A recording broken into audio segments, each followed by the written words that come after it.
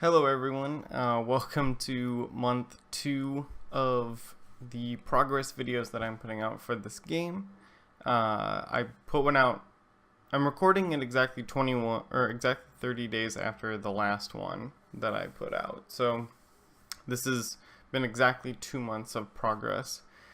And I just watched the old video, and so I'm pretty aware of what a lot of the really big changes are, and some of the things that are going to stand out right away are just that the graphics have changed quite a bit, which has been really, really nice. And this is gonna be not the most organized coverage of what has changed, because I've made so many changes that it's kind of hard to remember them until I come across them. But I'm gonna show that first. Here we still have the same client server set up, so we have the game server running over here, which I've actually updated so that I can move it around and be able to look at many different parts of the room as it's going on. And it's also spitting out some data in the top left, just like the clients are, although the clouds are obscuring it now. We have this remote client, which is a person running in the normal, just alongside the player that I'm going to be primarily showing things as. And as you can see, everything kind of updates. They're pretty jittery on this, like on a remote client, because I had to I redid all of the netcode, and so that's still kind of in the process of getting better. But it's okay for now. It just isn't visually great, but that will improve over time. So I'm just going to show off that we've got this whole new tile system in place, so we're able to really easily make new platforms and stuff, and they look pretty nice with the tile set that we grabbed. It's just off of itch.io. The shrine is still here, although I've added some labels that appear at the top of interactable things. So you can see that this is the moon shrine, which allows you to level up, and I could do quite a bit of that at the moment, actually. So I'll just go ahead and do that. And now I'm level 44. One of the really big changes that I've made, which should be pretty obvious if you were to watch like both videos back to back, it'd be really obvious that there's a new character model. And before, with the old one, it only had 2 attacks in the game, and now we have a jab, so just a kind of a neutral ground attack. We have an up attack, a down attack, a forward attack, and then if you do the forward attack behind you, it just turns your character. So it's very much like Smash. And then right now these are actually separate. They look very similar to the ground attacks, but they are slightly different. And so when we go in to add final animations for these things, then that whole structure is set up to have the air attacks be separate and different from the ground attacks. One of the other big changes has been the parallaxing background has been added, and there's actually clouds, which you saw in like in the server room thing. You can barely see it there, but we'll actually go into the dungeon, and it's very clear that the clouds are working in there.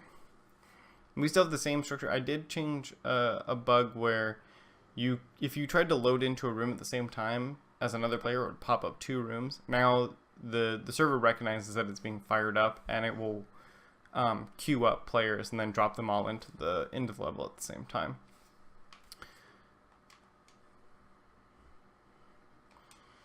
So one of the things I said that I was going to work on is enemy AI, and they actually do work pretty well. I'll show it on a different enemy below, but I also just wanted to show off the clouds and show that they're currently working, which is really cool. I would like to eventually have the different layers of them moving at different speeds, but for now this looks pretty nice. Oop.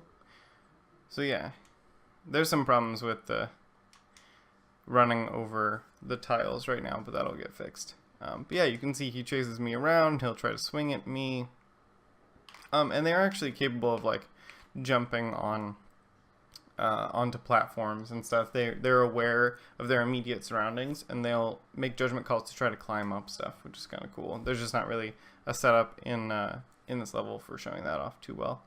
But as you can see, this door on the right disappeared when I killed the final enemy. It's just a super quick thrown together trigger that I created. It's really hard to see because I created this brown box in the same, very similar color to the parallaxing background, but there's actually an item chest here that's been unopened. And so we can open that up, and that will create different items.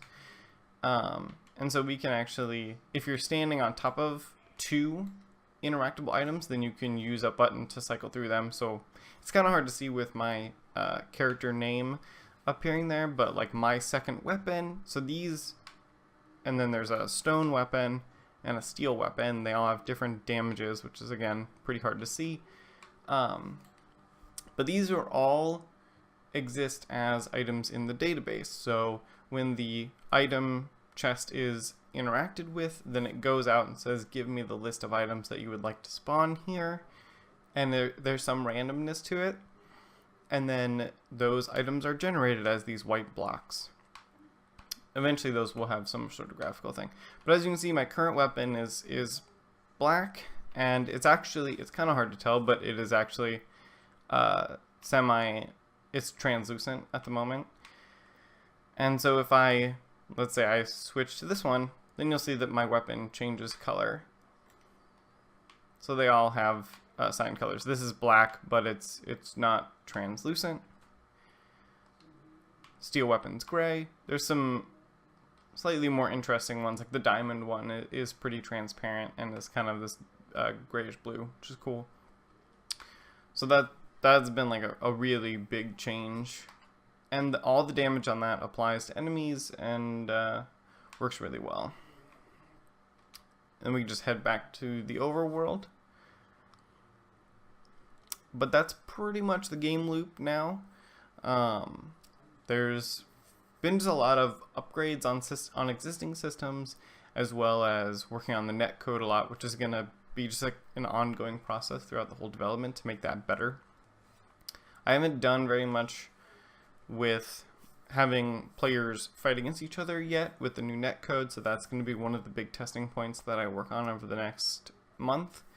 Otherwise, I'll be adding spells, so we'll have special abilities that work like the special B moves in the Smash Bros. Games, and that will be tied to Faith, so Faith will finally have something that it actually does. And that will pretty much, along with increasing the capabilities of the enemies, adding more enemies, and working on building out a little bit more of a world just to explore, and adding more graphical stuff. Like, we obviously don't want just a brown square for the item chest. Those would be the sorts of things that just get added over the next month, which I'm really excited to work on. So thanks for watching, and I'll see you in another month with another update video.